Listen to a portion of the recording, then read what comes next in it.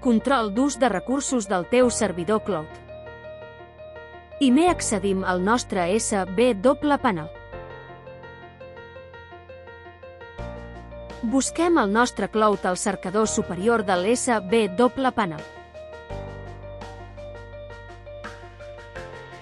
Un cop al dashboard del nostre cloud, anem a ús del servei i historial d'ús al menú blau de l'esquerra.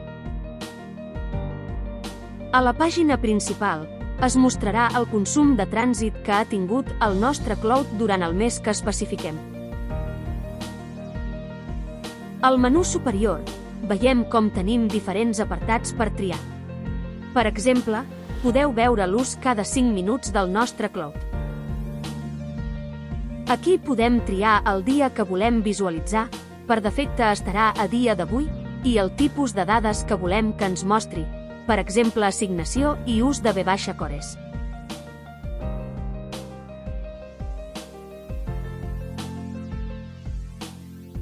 Aquest mateix gràfic el podem veure per setmanes o fins i tot per mesos.